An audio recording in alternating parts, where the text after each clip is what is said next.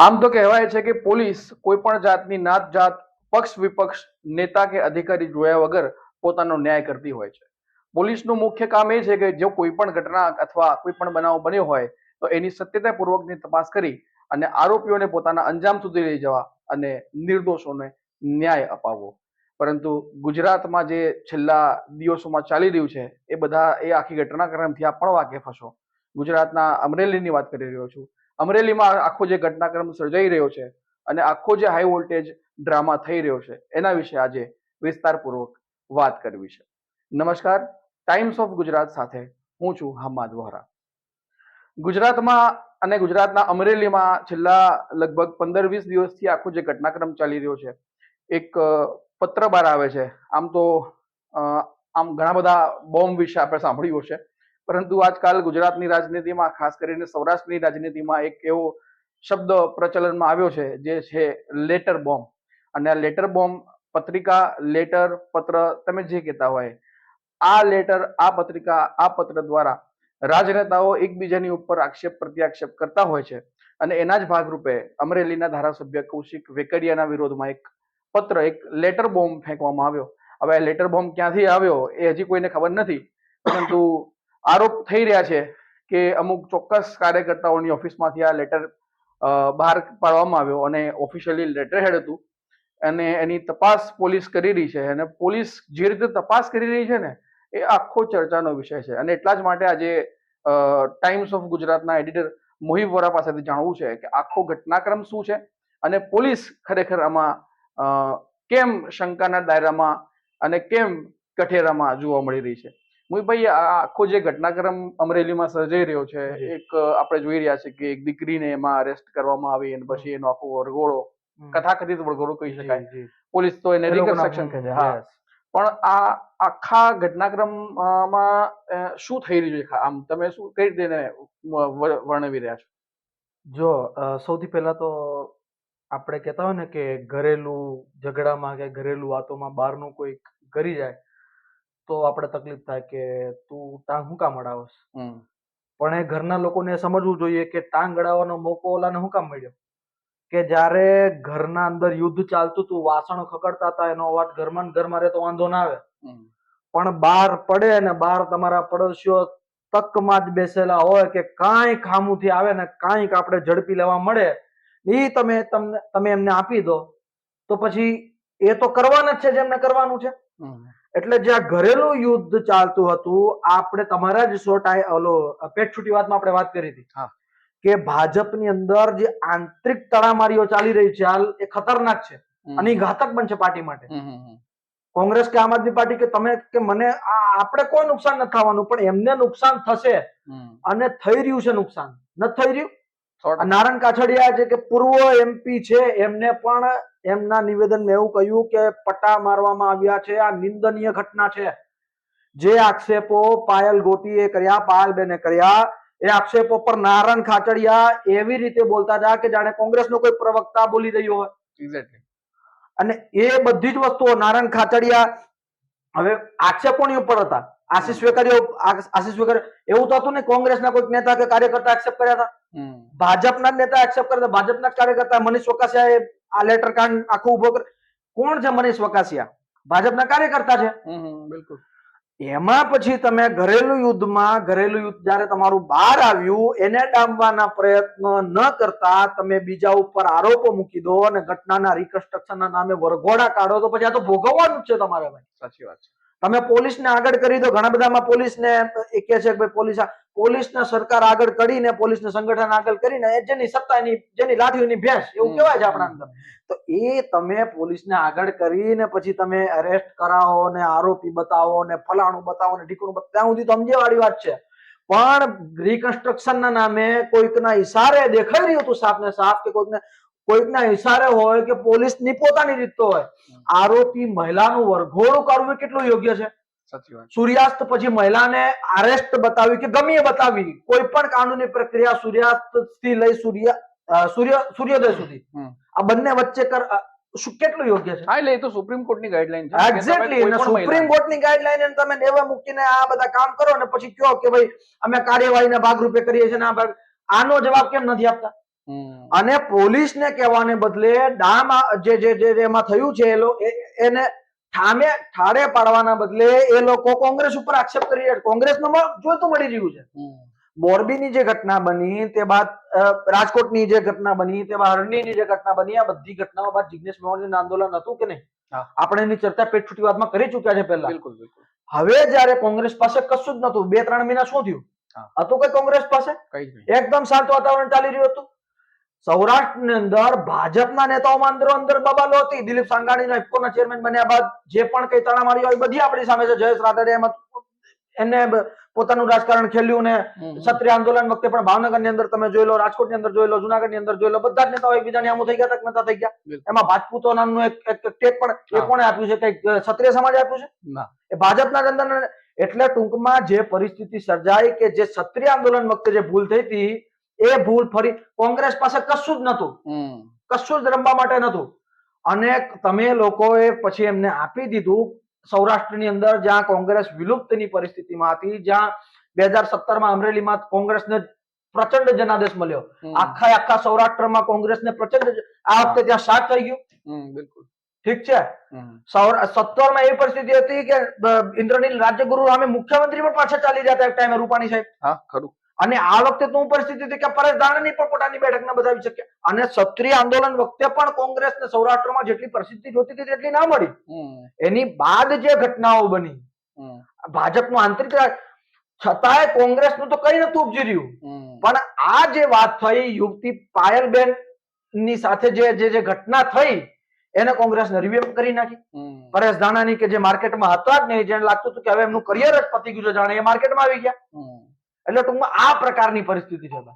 બિલકુલ. અને આપણે જે નારાયણ કાછડિયાની વાત કરી રહ્યા છે કે એ હવે સામે ચાલીને દરેક ઘટનાઓ પર બોલી રહ્યા છે, તો એ નારાયણ કાછડિયા વિશે જેવું મીડિયામાં ચર્ચા છે, એ લોકો પણ કહી રહ્યા છે કે જ્યારે પણ આ પત્ર બહાર આવ્યો ને ત્યારે નારાયણ કાછડિયાએ તો ચંદ્રકાંત પાટીલ સાહેબને અને રત્નાકરજીને મોકલ્યો હતો કે ભાઈ આ લેટર આવું છે, તમે સંભાળી લ્યો. પણ એ કદાચ એમનું એવું કહી શકાય કે ભાઈ નારાયણ કાછડિયા તો અસંતુષ્ટ નેતા છે, એટલે ક્યાંક ને ક્યાંક કઈ ને કઈ લખાયા કરે, આપણે એમાં કઈ જોવું નથી. તો એમ કહી શકાય ને કે ભાજપના નેતાઓએ જ કોંગ્રેસને આ મુદ્દો આખો થાળીમાં સજાવીને આપ્યો હોય. ભાઈ ટૂંકમાં વાત ફરીને આવે છે ક્યાં?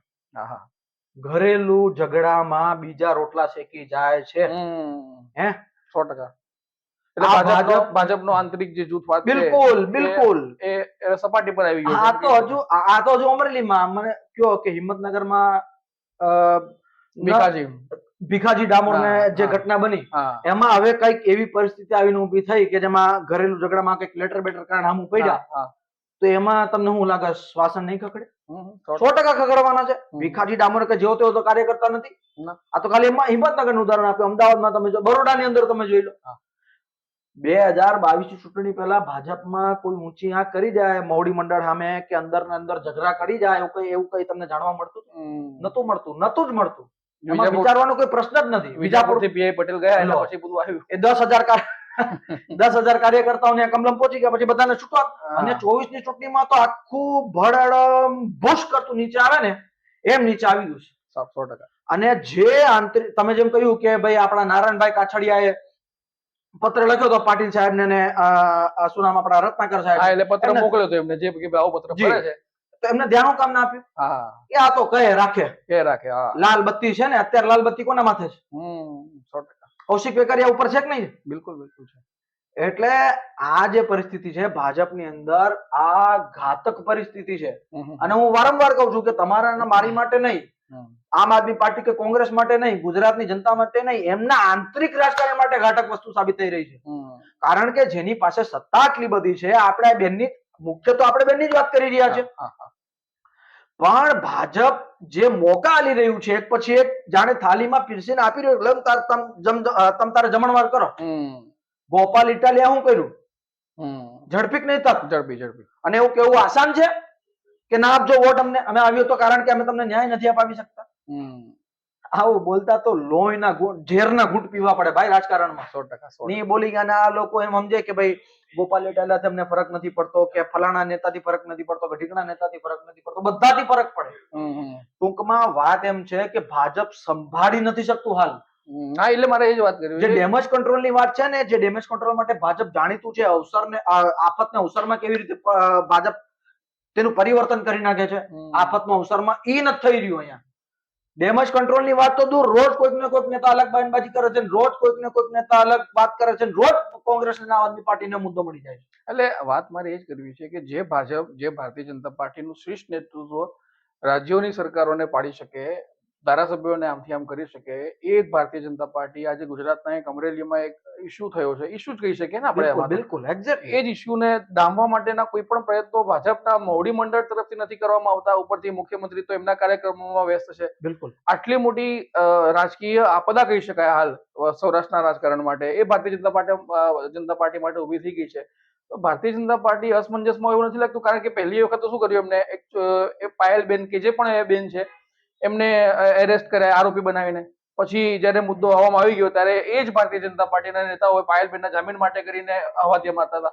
એટલે એમને એ જ નથી સમજાઈ રહ્યું કે આપણે શું કરવાનું છે, કે એકચ્યુઅલી એમની રણનીતિ શું છે અત્યારે, શું થઈ રહ્યું છે. હું તમને કહું ભાઈ, જ્યારે ક્ષત્રિય સમાજનું આંદોલન ચાલુ થયું, જ્યારે રૂપાલાએ નિવેદન આપ્યું ને તે બાદ આ સમગ્ર આંદોલન ચાલુ થયું, સીઆર પાટીલ તે બાદ તેમને પ્રયત્ન કેટલા કર્યા આપણા બધાની સામે છે, પણ છેલ્લે ના માન્યા તો એમને કહ્યું કે હવે અમે અમારી રીતે પ્રયત્ન કર્યા.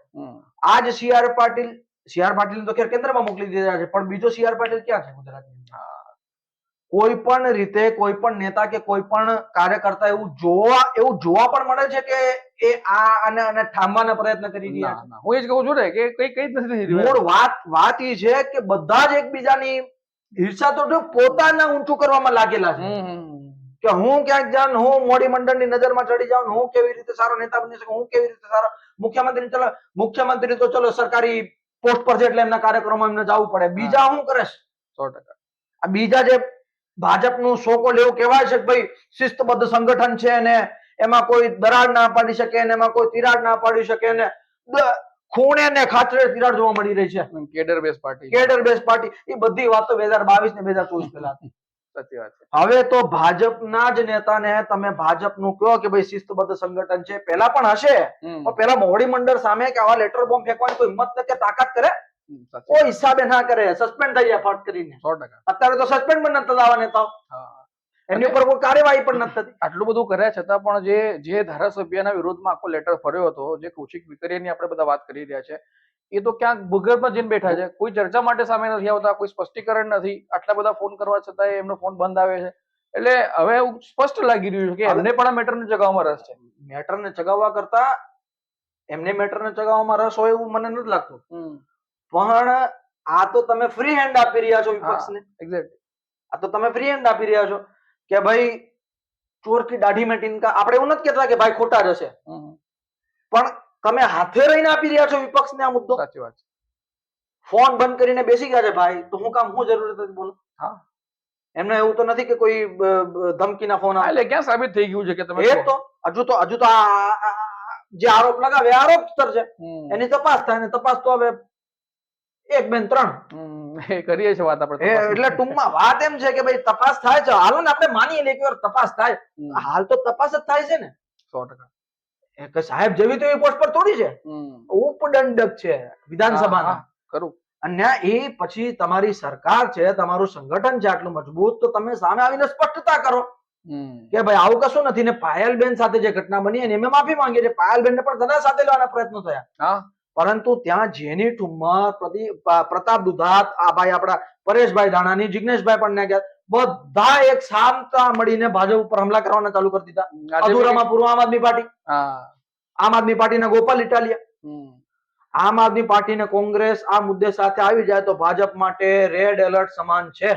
100%. અને ઉપરથી તેમના આંતરિક ઝઘડાઓ. એમને શું છે કે અત્યારે ચૂંટણી નથી, તો કારણ કે તમ તારે અત્યારે ચૂંટણી આવશે ત્યારે જોઈ જશે, આપણે હો હલ્લા કરશું, આયસો કરીશું, વડાપ્રધાન નરેન્દ્ર મોદી આવીને આમ કરીને હાથ હલાવી લેશે, બધા કાર્યકર્તા ખી કરીને હસી નાખશે, વોટ આપણા. મોદીએ કેટલું કરે પછી? 100%. તમે હાચવો ખરી, મોદીના નામે વોટ મળે છે, આપણે માની લઈએ, અને માનવું શું એ તો સાબિત થયેલું છે. જે 49 કિલોમીટરના 56 કિલોમીટરના રોડ શો થયા ને એને 156 લાખ ઉભી કરી દીધી ગુજરાતની અંદર. સાચી વાત છે. એટલે એમના ફેસ વેલ્યુ ઉપર તો વોટ મળે જ છે, પણ એક માણસ પછી અંબાડી કેટલું છે કે ગુજરાતની જનતા કમસે કમ સાહેબ આવશે તો એવું તો કહેવાય ને સાહેબ તમે ભલે વડાપ્રધાન રહ્યા પણ અહીંયા જે લોકોને તમે મૂકીને જાઓ છો એ લોકો તો પછી પોતાના જ આંતરિક વિવાદોમાંથી ઊંચા નથી આવતા. તો અમારું કામ ક્યારે કરશે? અને પાર્ટીની અંદર પણ આ વિવાદ તો ઉભો થવાનો જ ને. પાર્ટીની અંદર જે કાર્યકર્તાઓ નેતાઓ છે, ભાજપની મૂળ તાકાત શું રહી છે? કાર્યકર્તાઓની તાકાત. એ દરી પાથરવા વાળા કાર્યકર્તાઓને તમે નેવા મૂકી દીધા છે. એટલે ભાજપની અંદર આ જબરજસ્ત વિવાદ ચાલી રહ્યો છે. અને આપણે કૌશિકભાઈની તમે વાત કરી જે રીતના એ કૌશિક વેકરિયાની વાત કરી કે ફોન બંધ કરીને બેસી ગયા, તો આ તો તમે મારી ઉપર ચોરીનો ઇલ્ઝામ લાગ્યો અને હું આવીને સામું કહું કે ભાઈ મેં ચોરી નથી કરી તો કદાચ 500 માણસોમાંથી 200 તો માનશે જ નહીં. એક્ઝેક્ટલી. હવે હું મારો ફોન સ્વિચ ઓફ કરી નાખીશ અને ભૂગર્ભમાં જતો રહીશ. ભૂગર્ભમાં છે કે નહીં તો હવે ગોડ નોઝ. ગમે એ કરીશ, ફોન સ્વિચ ઓફ કરી નાખીશ, કોઈને રિપ્લાય નહીં કરું, કોઈને રિસ્પોન્સ નહીં કરું, તો પહેલી દ્રષ્ટિએ તમે શું વિચારશો કે ભાઈએ ચોરી કરી છે? બિલકુલ. આપણે એવું નથી કહેતા કે ચોરી નહીં કરી હોય તો હું કામ પણ આવા ખોટા પછી વિપક્ષને પછી તમે જનતાને ફેસ કરવા નથી માંગતા. આ તો પછી ત્રીજું કારણ એવું છે કે ભાડમાં જાય બધા, મને કોઈનાથી ફરક નથી પડતો, ચૂંટણી આવશે પાછો હું વોટ માંગવા નીકળીશ તો બધા મને વોટ આપી દેશે. કાં તો તમે મૂર્ખ સમજો છો લોકોને. 3 વાતોમાંથી એક વાત હોઈ શકે ભાઈ. સાચી વાત. હવે ખબર નહીં, હવે સાહેબ ફોન કઈક ઉઠાવે તો પત્રકારોનું વર્જન લે, નેતાઓ એમનું વર્જન લે. હર્ષભાઈ સંઘવી એકવાર ગયા, એક રાત ગયા અને પાછા આવી ગયા. હું વાત થઈ કોને ખબર? સાચી વાત છે. એના પછી કોઈ પણ નેતા દ્વારા એવો પ્રયાસ થયો? CR પાટીલ હતા તો કમસે કમ એક વાત તો હતી કે કોઈ ભલે એમાં શિસ્તતાના ભંગ થવાની શરૂઆત થઈ ગઈ હતી, પણ આવી રીતે એને સાવ ખુલ્લું તો નતું મૂકી દેવાતું. બિલકુલ. એને ડામવાનો તો કમસે કમ પ્રયત્ન થતા હતા ને કે ભાઈ આપણે ઠામીએ, આપણે એને પાણીએ નાખીને થોડોક બુજાવવાનો પ્રયત્ન કરીએ. CR પાટીલ કોણ છે અત્યારે ગુજરાતની અંદર? કોઈ નથી. CR પાટીલ જે મેન હતા એ તો કેન્દ્રની અંદર જતા રહ્યા, બીજું કોઈ CR પાટીલ છે જ નહીં ગુજરાતની અંદર. અને જે ડોમિનેટિંગ ફેક્ટર હોય, જે સુપ્રીમેસી હોય, એનો આ જ ફરક પડે છે. સાચી વાત. તમે તમારી આટલી પ્રચંડ બહુમતી છે, કોણ તમારી સરકારને લાવી શકવાનું? આ મુદ્દાથી કોઈને કઈ 2027 માં ચૂંટણી તો છે, ત્યાં સુધી તો ખબર નહીં કેટલાય મુદ્દા આવીને નામ ઉભા રહ્યા છે. સાચી વાત. મૂળ કોંગ્રેસને ફાયદો પાછો અહીંયા થાય છે. આ ચૂંટણી કઈ આવી રહી છે? એટલે ભારતીય જનતા પાર્ટી જે આક્ષેપ કરી રહી છે કે ભાઈ ચૂંટણીના કારણે આ થઈ રહ્યું છે, ચૂંટણીના કારણે પેલું થઈ રહ્યું, જેની બેન કે મને ક્યાં ચૂંટણી લડવીશ પણ, અને લડવી હોય બતાવો ને કઈ ચૂંટણી આવે, તમે ભંગ કરો વિધાનસભા. હવે તો રાજીનામું દેતા જે પણ કઈ ભાજપ કરે એમાં ભૂલ અને વાર થઈ ગઈ છે. અને આ ખાલી ને ખાલી સંગઠનના અભાવથી થાય જ. 100%. બાકી કોઈ શંકા જ નથી કે ભાજપને જો ધારે ને તો બીજી સેકન્ડે પોલીસ વાળા જેટલા પણ વિડીયો ની અંદર દેખાય, આમાં તો ક્યાં એવિડન્સ લેવાનું છે? બધાને સસ્પેન્ડ કરી નાખો, મોકલી દો ઘરે. સસ્પેન્ડ તો કઈ આખા જિંદગીનો થોડી સસ્પેન્ડ થશે, વર્ષ પછી પાછા આવી જશે નોકરી પર. એટલે સસ્પેન્શન પર બી ઘણો બધા સોલ્વ છે. સસ્પેન્ડ કરો અથવા પછી ડિસમિસ કરો, કારણ કે સસ્પેન્શન તમે કરો છો તો એમાં ટેકનિકલ ટર્મ એવી છે કે સસ્પેન્શન તમે કોર્ટના કોઈ પણ અધિકારીનો તો 6 મહિના સુધી એ ઘરે રહે, પગાર પણ એનો ચાલુ રહે, 6 મહિના પછી ફરતી પાછો લાગી જાય. કમસે કમ ઘરે તો રહે. ડિસમિસ તો નથી જ કરવાના, કેમ કે પોલીસ વાળા એમને પોતાથી કર્યું છે કામ. એ તો બધાની સામે છે, કોના ઈશારે કોના કેવા પ્રમાણે કર્યું છે. જો કદાચ પાયલ ગોટી જે આક્ષેપો પાછા અધુરામપુર SIT ની રચના થઈ, એ પાછા સૂર્યાસ્ત પહોંચી ગયા. અરે પણ થોડું તો વિચારીને કમસે કમ કામ કરો.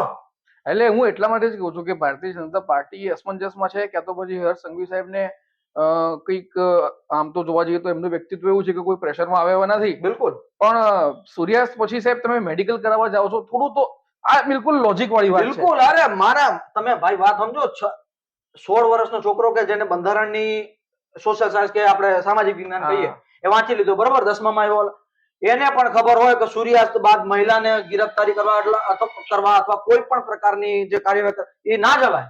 સાચી વાત છે. પણ આપડા ક્યાં માનસ? ખબર નહીં હવે જાણી જોઈને થઈ રહ્યું છે, હાથે રહીને થઈ રહ્યું છે કે આ બધા લેપ્સિસ થઈ રહ્યા છે. એક્ઝેક્ટલી. કે એ લોકો પેનિક થઈ ગયા છે કે હવે શું કરવું, હવે શું કરવું. કેમ જાણે આપણે કઈ એવી પેનિક પરિસ્થિતિ આની ઉભી થઈ જાય તો આપણે ના કરવાનું કરી નાખીએ. એટલે સૌરાષ્ટ્રની ભાષામાં કહેવાય હલવાઈ ગયા છે. હલવાઈ ગયા ટૂંકમાં હું મૂળ. હવે આમાં છે ને હાસ્યાસ્પદ ઘણું બધું બની ગયું છે. એટલે બની ગયું છે, એકચ્યુઅલી બની ગયું છે. આખી ઘટના બહુ સિરિયસ હતી. હાસ્યાસ્પદ પોલીસની ને ભાજપની રણનીતિ બની ગઈ. એક્ઝેક્ટલી. બાકી સામે પક્ષે તો ગંભીર મામલો છે. તમે યાર આમ ગુજરાતની યુવતીના નામ તમે રિકન્સ્ટ્રક્શનના નામે ને કોઈ કોણ જાણે કોણે એમને પ્રેરિત કર્યા કે તમે રિકન્સ્ટ્રક્શન ના નામે સરઘસ કાઢો મહિલાનું? બિલકુલ એક કેવી વેદના ને કેવી વ્યથા. કોંગ્રેસ રાજકારણ હું કામ ના રમે? પણ 100%. તમે જયારે કોંગ્રેસ સત્તામાં હતી કેન્દ્રની અંદર, હાલો ગુજરાતની આપણે વાત નથી કરતા, કેન્દ્રની અંદર સત્તામાં હતી, નાનામાં નાની વાતની એના ઉપર રાજકારણ રમાતું હતું કે નતું રમાતું? એટલે ખાલી ને ખાલી તમે કોંગ્રેસ ઉપર આક્ષેપ કરો કે કોંગ્રેસ આ કર્યું, કોંગ્રેસે તે કર્યું, કોંગ્રેસે ફલાણું કર્યું, કોંગ્રેસ. હવે 30 વર્ષ બાદ આ બધું બંધ કરી દેવું જોઈએ. સાચી વાત છે. હવે કોંગ્રેસ પાસે છે હું તો તમે એની ઉપર આક્ષેપ કરો છો. 100%. સૌરાષ્ટ્રમાં તો 0-0 થઈ ગયા, અમરેલીમાં 0-0 થઈ ગયા, રાજકોટમાં 0-0 થઈ ગયા. ના તમે પછી પાયલબેન ને આમ કરે છે, પાયલબેન ને તેમ કરે. અરે પણ તમારે કરવાનું છે. એ તમને જઈને કહેવાનું છે કે ભાઈ પાયલબેન અમારાથી ભૂલ થઈ છે, અમને માફ કરી દેજો. ઓલા ભાઈ આપણા શું નામ, કૌશિકભાઈ વેકરિયાને એની જોડે જવું જોઈએ કે બેન તમે કયો ઈ. એના માટે પણ વાર તો થઈ જ ગઈ છે, પણ હજુ પણ થોડો ડેમેજ કંટ્રોલ થાય. બેન મારાથી ભૂલ થઈ ગઈ છે, હું માફી માંગુ છું. આ ત્યાં જઈને રાજીનામું, બાકી ગાંધીનગરમાં રાજીનામું આપશે તો કોંગ્રેસ પાછું ચડી બઠશે. 100%. કોઈ સંકટ નથી આ વાત પર ભાઈ.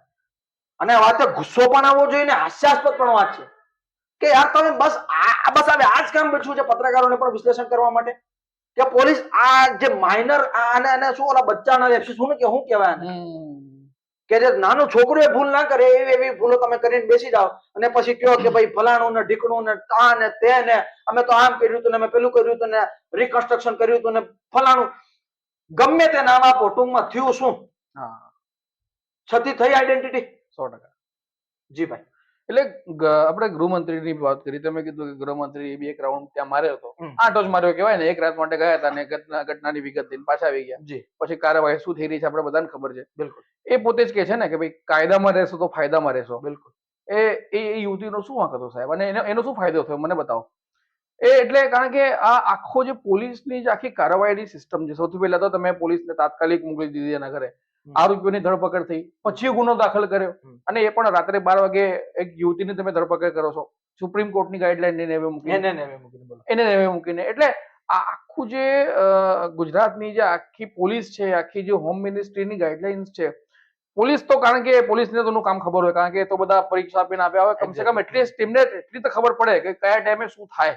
એક્ઝેક્ટલી. અને પછી તમે આખી એસઆઈટી ની રચના કરો છો. અચ્છા, એસઆઈટી ના પાછા બહુ ઇન્ટરેસ્ટિંગ ફેક્ટ સાહેબ તમને એ કહું, એસઆઈટી ના જે પ્રમુખ છે ને એ પાછા ડેપ્યુટી ડીવાયએસપી છે, અને એમને તપાસ કરવાની છે ડીએસપી ની, એમના ઉપરી અધિકારી. બિલકુલ. બોલો. એટલે હવે એક ગુરુની તપાસ એક શિષ્ય કેવી રીતે કરશે તો આગળ એસઆઈપી નો રિપોર્ટ આવે તો ગરવી ગુજરાત એના પછી ખબર પડે. એમાં તો ગમે એટલે ગૃહમંત્રીનું જે આખું સ્ટેટમેન્ટ છે ને કે કાયદામાં રહેશો તો ફાયદામાં રહેશો, કેટલું સાચું ને કેટલું ખોટું એ તો હવે ચલચિત્ર બતાવે છે કેટલું સાચું ને કેટલું ખોટું. કેટલી ઘટનાઓ બની. હા.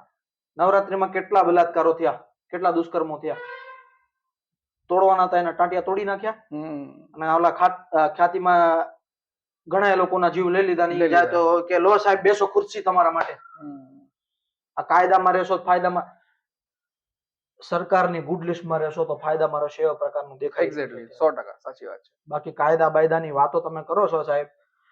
બરોડામાં જેને દુષ્કર્મ કર્યો એને તોડી નાખ્યા ટાંટિયા, આપણે બધા તાળીઓ વગાડી કે આ ભાઈ. ખ્યાતિમાં જેમને કર્યું હતું એ લોકો ગયા તો હું બેસો ને સાહેબ, એમના વરઘોડા કાઢો લ્યો. હા, સાચી વાત છે. કાઢો તાકાત હોય એમના વરઘોડા કાઢો. હું કામ નથી કાઢતા? મોરબીમાં થયું, ઓલા રાજકોટની અંદર થયું, એના વરઘોડા કાઢો. કાઢો ને, પણ ને હું કામ નથી કાઢતા? સાચી વાત છે. એટલે જે અને આ વરઘોડાની પણ સિસ્ટમ હવે કોણ જાણે કોણ લઈને આવ્યું. જે માણસને પોતાના સમાજની અંદર કોઈની પડી ના હોય એ તો આવા કૃત્ય કરવા નીકળે, મારપીટ કરે કે મર્ડર કરે. એને તમે જનતાની વચ્ચે લાવીને ખાલી કે ભાઈ કાયદામાં રહોગે તો ફાયદામાં રહોગે ને ફલાણું, હું કામ પણ. એટલે પોલીસ પણ બ્રાન્ડિંગ કરતી નથી લાગતું અમારું કે આ મેં કામ કર્યું, અમે માર્કેટિંગ લિસ્ટેડ છે ભાઈ. જે પ્રકારના અપરાધી એ પ્રકારની તમારી ટ્રીટમેન્ટ. ગૃહમંત્રી કોઈ પણ ડિપાર્ટમેન્ટ બેઠા હોય તો ગણાવવાનું કે આ પોલીસે આ કર્યું, પોલીસે સરઘસ કાઢ્યું. પોલીસે કરવાનું જોઈએ, પોલીસનું કામ છે ને. ભલે પણ તમારી રેપ્યુટેશન થાય એવું તો કોઈ કામ કરો. કાઢો ને મોરબીના આરોપીનું સરઘસ, કાઢો ને આપણા અરણીવાડાનો સરઘસ, આ રાજકોટમાંથી એનું સરઘસ કાઢો તમ તારે લ્યો. બિલકુલ સાચી વાત છે. જસદણમાં બલાત્કાર થયો તો એનો કાઢો સરઘસ. આ બધા મુદ્દે તો તમે શાંત બેસી જાવ છો. ઓલા ખ્યાતિવાળા કે લો સાહેબ તમારા માટે ખુરશી. ઓ ભાઈ, એટલે આ ગુડ લિસ્ટમાં તમે ને હું આવી જઈએ તોય આપણે ખુરશી જ મળે કે લો સાહેબ તમે તારે બેહો. આમાં આમાં એ તાકાતો તો ન્યા સરઘસ કાઢો ને પણ. સાચી વાત છે. આ પાયલ ગોટી એ યુવતીનો વાંક શું સૌથી પહેલા તો એ સવાલ આવે છે. એક્ઝેક્ટલી. એને લેટર ટાઈપ કર્યો એનો અંદર તમારા આંતરિક ઝઘડાઓ લોકો વચ્ચે ના આવે, તમારા આંતરિક ઝઘડાઓ સુલટાઈ જાય, એમાં આ ખબર નહીં એના પાછળ કોણ ગડબડ્યું છે કે ભાઈ આ બુદ્ધિપૂર્વક તો નથી જ થયું. આ 100%. આ લેપ્સિસ થયું છે અને આ લેપ્સિસ ને કવર કેવી રીતે કરવું એ જ નથી સમજાતું એ લોકો. બુદ્ધિપૂર્વક કર્યું હોત ને, મૂળ વાત શું છે કે સંગઠનની અંદર દરેક ને હવે પોતપોતાની પડેલી છે. એટલે એમાં શું છે કે પેલું નથી કેતા કે ભાઈ દુખે છે પેટ ને પકડે છે. ટૂંકમાં આ પ્રકારની પરિસ્થિતિ છે. એટલે કરો વાત પૂરી કરો. હા, એટલે હું એ જ કહેતો હતો કે કરવા ગયા કઈ અને થઈ ગયું કઈ, અને હવે સમજાતું નથી કે એને સંકેલો ઘણા બધા નામો આપે છે ને એસઆઈટી ને, અમુક છેતરપિંડી કમિટી કહે છે, અમુક બીનો સંકેલો કમિટી કહે છે ને, અમુક અપ એન્ડ ડાઉન કમિટી કહે છે. હવે ગમે કમિટી રચના થઈ છે ને આપણે આશા રાખી કે ઇન્સાફ થશે. દર વખતે આશા જ આપણા મગજમાં આવે છે ભાઈ. એટલે આશા પણ કેવી રીતે રાખવી, કારણ કે હાઈકોર્ટના જે એડવોકેટ છે, આજે જે એડવોકેટનું સ્ટેટમેન્ટ આવ્યું, એ એડવોકેટ સ્પષ્ટ એવું કહી રહ્યા છે કે ભાઈ અમે આ એસઆઈટી ને સહયોગ નહીં કરી શકીએ, કારણ કે એમને એસઆઈટી પર જ ભરોસો નથી. હવે જે પોલીસના ઉપર તમે એસઆઈટી બેસાડી છે, જે એસઆઈટી તપાસ કરવાની છે, જો એસઆઈટી ને લઈને જ પ્રશ્નો ઉભા થતા હોય તો આપણે આશા પણ એટલીસ્ટ આશા રાખવા માટે બી કંઈક તો આધાર હોવું જોઈએ કે આપણે એના પર. એમાં તમે જે પોઈન્ટ ઉપર ને ઓલો ડીવાયએસપી ને એવું કેવી રીતે કરી લ્યો. હું એ જ કહું છું. કાલે ઉઠીને એસઆઈટી માં આમ આવ્યું કે ભાઈ જે તે ફલાણા વ્યક્તિ આમાં છે, સસ્પેન્ડ કરો એમને. અરે માની લો કે એને સત્યતાપૂર્વક ની તપાસ બી કરી, એમને દોષિતોને નામ બી સાબિત કરી દીધા, એને તો ખબર છે ને કે મારે તો નોકરી આ ડિપાર્ટમેન્ટમાં જ કરવાની છે, તો એના નીચે વાળા એને છોડશે. એક્ઝેક્ટલી. ને આપણે એવા કઈ રામ રાજ્યમાં તો રહેતા નથી કે ભાઈ હો સરસ કામ કર્યું, હો સરસ 70 જાતના ફોન આવે. એટલે એમાં એમનું કહેવાનું એ જ હતું કે ભાઈ આ આખી તપાસ જે છે ને એ ડીજી અથવા આઈજી કક્ષાના અધિકારીઓને સોંપવામાં આવે તો આમાં કંઈક થાય એવું છે. બાકી તો આ એસઆઈટી તો ખાલી ટાઈમ પાસ કરવા માટેની એક કમિટી છે.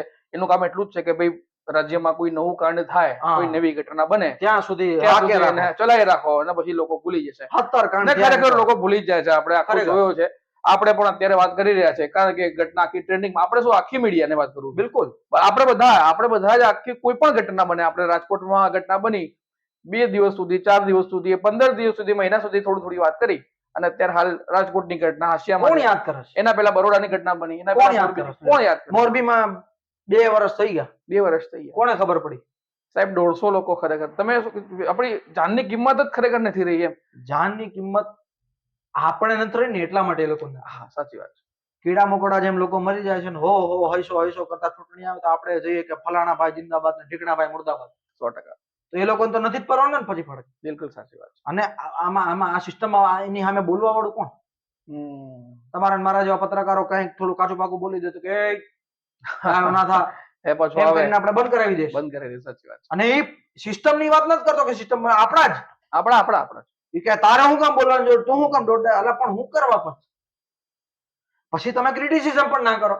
સાચી વાત છે. જો તમે બોલવાની તાકાત ના રાખતા હો પબ્લિક પ્લેટફોર્મ પર તો પછી તમે ક્રિટિસિઝમ પણ ના કરો. પાયલબેન ના તહેવારમાં એટલા માટે બોલવાનું દિલ કરે છે કે એમને પબ્લિક પ્લેટફોર્મ પર આવીને પોતામાં જે વેદના હતી પોતાની એ ઠાલવી. એટલે એમને કહ્યું ને કે મારી જોડે 7 વખત તો સ્ટેટમેન્ટ લેવામાં આવે, સ્ટેટમેન્ટ પટ્ટે મારવામાં આવ્યા, એવો પણ એમને આરોપ મારવામાં આવે 7 વખત. અને જે તે વખતે પટ્ટે મારવામાં આવ્યા હતા ને હવે એસઆઈટી વાળા કહે છે હાલો મેડિકલ કરાવી. મેડિકલ એ પણ સૂર્યાસ્ત પછી પાછું એ બુદ્ધિનો ખરેખર એટલા હાઈ ક્લાસ લેવલના અધિકારી આપણે શું કહીએ એ લોકોને? હવે તમે કે હું આવા લેપ્સ કરીએ ને તો એ લોકોને હસી આવે. આ તો આટલા મોટા લેવલના અધિકારીને એટલા મોટા આવા જેમ તેમ લેપ્સિસ કરે તો યાર કોને કેવા જવું એ ખબર નથી પડતી. સાચી વાત છે. અને કઈ રીતે આમાં તમને ટનલ છે આખી, ક્યાં ટનલ નું એન્ડ થતું દેખાય છે એ કયો મને? એક્ઝેક્ટલી. હું એ જ કહું છું કે આ આખી ગૂંચવાઈ ગયેલી જે સિસ્ટમ છે એમાંથી હવે આપણે કઈ રીતે બહાર આવવું ને એ તો તમારે ને મારે જ નક્કી કરવાનું છે. હમણાં કઈ અમદાવાદમાં બીજું થશે તો કે હો અમદાવાદ, હમણાં કઈ રાજકોટમાં 100%. આપણે નથી ઈચ્છતા એવું કંઈક થાય. આપણે નથી ઈચ્છતા. ઉપરવાળો ના કરે, ઉપરવાળો ન જ કરે, પણ કદાચ કંઈક થાય તો કે રાજકોટમાં હો, અમદાવાદમાં હો, મોરબીમાં હો, એટલે અમરેલી ક્યાં ગયું? એ તો કે આડું ભૂલાઈ જ ગયું. એ એસઆઈટી ની તપાસ ચાલી રહી છે. એસઆઈટી ની તપાસ ચાલે. એસઆઈટી ની તપાસ કોણ જાણે? બધી એસઆઈટી ની તપાસો ક્યાં હજુ ઘણા બધા મામલામાં એસઆઈટી ની તપાસો ચાલે. એસઆઈટી ની તપાસો ક્યાં પહોંચીને કોણ કઈ રીતે રિપોર્ટ આપે છે કોઈને ખબર નથી પડતી. એટલે આ આખી એટલે ટૂંકમાં છે ને ભાઈ આ અતિની ગતિ અતિની નથી. એ ટૂંકમાં exactly. શું કે એ લોકોને ખબર છે કે 156 ની સત્તા છે, 156 પ્લસ હવે તો બીજા 6 કે 7 ઉમેરા 162 ની સત્તા છે. રેડી, એમાં 181 બેઠકો જવાય, 182 તો છે બી નહીં. હા 162 ની એમની પાસે પૂર્ણ બહુમતી છે. અઢી વર્ષ સુધી તો કોઈ ખિલાલ આવી શકે એમ છે નહીં. બરોબર. તો કરન તમ તારે મજા આપણે લાલ બત્તીઓની મજા લો ને તમ તારે જ્યારે પૂછશે ત્યારે જોવાશે કે હું થયું ને હું નહીં. હા એટલે આખી કહું છું ને કે અંતમાં તો એ જ કેવું છે કે આખી આ સિસ્ટમ સેટ થઈ ગઈ છે પણ કે ભાઈ તમે કોઈ જો પણ- છે ને ટૂંકમાં કોઈ પણ આપણે પેલા પણ આની વાત કરી હતી કે કોઈ પણ ગ્રાફ જ્યારે ટોચ અડી જાય ને પછી એની એક જ જગ્યા હોય એ નીચે એ આવવાની. નીચે આવવાનું. ભાજપમાં ટૂંકમાં આવું થયું કે આપણે ઘણા ચર્ચા એ વિસ્તૃત કરી હતી ને કે બિલકુલ, ભારતીય જનતા બિલકુલ. પાર્ટી સુરત કે મધ્યાહને છેક મધ્યાસ્થ પહોંચી મધ્યાહને હવે પહોંચી ડાઉન ગયું જ છે. આવવાનો છે 100%, ત્યાંથી. 100%. એટલે અને પછી તમે કોંગ્રેસ રાજકારણ કરે છે તો કોંગ્રેસ તો કઈ સંસ્થા ખોલીને બેસી છે. એ કરશે જ ને, એનું કામ જ છે યાર. એને હું તમારે કઈ કથા સંભળાવવાની? એ તમને કઈ આવીને એમ કહેશે કે ભાઈ કે આવું ના કર. એ બધી એ રાજકારણ જ કરવાનું છે. સાચી વાત છે. એને કઈ તમે આવો ને કે ભાજપ અમે તમારા ઉપર ભરોસો રાખીએ છીએ ભાઈઓ કે તમે લોકો આને ગમે તે રીતે તમે એનો ન્યાય કરી દેશો. ચાલે, પણ હું કરવા એ લોકો એવું કરે? એ લોકોને પણ પોતાની બ્રાન્ડિંગ ની તો પડી જ હોય ને ભાઈ, કોઈને પણ. 100%. અને કોંગ્રેસ ને ઉપર તમે બ્રાન્ડિંગ ના આક્ષેપ કરો છો. હાલ કઈ ચૂંટણી આવે છે એ તો કયો? આમ તો તમારી પાર્ટીને એવું કહેવાય છે કે 24/24 કલાક ને 24/7 ને 365 ડેઝ ઇલેક્શન મોડમાં રહે છે. હા સાચી વાત છે. અને કોંગ્રેસ જરાક તમારી ભૂલ ઉપર થોડું પ્રકાશ નાખે તો કે રાજકારણ એ તો કરે જ, પણ એ તમને પૂછીને થોડી કઈ કરવાના છે. એ લોકોને તો જીવન ને તમે આપો છો પાછા. તમે ઘડીએ ને ઘડીએ એમને આપો છો. ઘણી વાર લેટર કાંડ થાય ને ઘણી વાર ઓલો પેપર લીક થઈ જાય ને ઘણી વાર લઠ્ઠા કાંડ થાય ને ઘણી વાર બલાત્કાર કોઈની ઉપર થાય ને ઘણી વાર કોકના જીવ જતા રહે, કોકની વાર રાઈડ કાંડ થાય, કોઈની હરણી કાંડ થાય, ઓલો તક્ષશિલા કાંડ થાય. ટૂંકમાં થાય છે શું? પહેલા તપાસ, પછી તમારા ને મારા જેવા ગાંડા પત્રકારોનો ગુસ્સો, તમારા જેવા ને મારા જેવા ગાંડા પત્રકારોની બોલ વચનગીરી, તે બાદ એસઆઈટી ની રચના, તે બાદ સરકારનું કેવું કે ફલાણું થશે, તે બાદ વિપક્ષમાં બેસેલા ગાંડા નેતાઓનો સત્યાગ્રહ, ધરના પ્રદર્શન, ગમે તે, અને પછી બધા જ મજા કરજો તમ તારે. એટલે આખું આ થઈ રહ્યું છે અને હવે આ સિસ્ટમ માંથી કઈ રીતે બહાર આવવું છે આપણે બધાએ વિચારવાનું છે. કારણ કે સરકાર એવી છે, સિસ્ટમ એવી છે, અધિકારીઓ એવા છે અને અધિકારીઓને કામ કરવાની પદ્ધતિ એવી છે કે એમાં ચાહીને પણ કઈ ન કરી શકાય એવી પરિસ્થિતિ છે. આપણે હું એમને ચાહીને પરંતુ કઈ નથી સરકાર શકતા. 100% હવે તો એ લોકો પણ ચાહીને પણ નથી કરી શકતા. એટલે મારે વાત ત્યાં જ પૂરી કરવી છે કે હવે ગુજરાતમાં આવી કોઈ ઘટનાઓ ન બને એની જ ખરેખર મોહિતભાઈ કીધું એ પ્રમાણે આશા રાખવાની છે. એ બસ આશા આપણે રાખીએ અને- છીએ યાર, ખરેખર. કેમ કે આમ દેખાતું જ નથી કે સામું શું ચાલે છે. એક્ઝેક્ટલી. માત્ર અને ને માત્ર અંધારું દેખાય. આ ઘટનામાં પાયલબેનને ક્યારે ન્યાય મળે છે અને આ જે પોલીસ દ્વારા બચકાની હરકતોને વિરામ ક્યારે આપવામાં આવે છે અને પોલીસ જે હાલ અધિકારીઓ, નેતાઓ અને સત્તા પક્ષની પડખે ઊભી છે એ પોલીસ ખરેખર નાગરિકોની વારે ક્યારે આવે છે અને આવવા દે તો આવે ને. હા 100%. આવા દે ખરેખર બહુ મોટો પ્રશ્નાચિહ્ન છે કે પોલીસના હાથ જો બંધાવા લાગે તો પછી આપણે કોના પર ભરોસો કરવાનો એમ. ખેર, આ બધી વાતો ચાલતી રહેશે અને અમરેલી આની આખી જે ઘટના ચાલી રહી છે એના પર અમારી નજર છે જ. જે પણ અપડેટ આવશે એમાં 100% જઈશું આપણે ગ્રાઉન્ડ પર જવાનો હા પ્રયત્ન 100% આપણે ગ્રાઉન્ડ પર બી જવાનો પ્રયત્ન કરીએ છીએ અને ત્યાંથી તમને બતાવવાનો પ્રયત્ન કરીશું કે એકચ્યુઅલમાં આખી ઘટના શું છે અને ઘટનાને કયો રંગ ખાસ કરીને આપવામાં આવી રહ્યો છે. ત્યાં સુધી મને અને મોહિતભાઈને અને અમારા સહયોગીને રજા આપો. નમસ્કાર.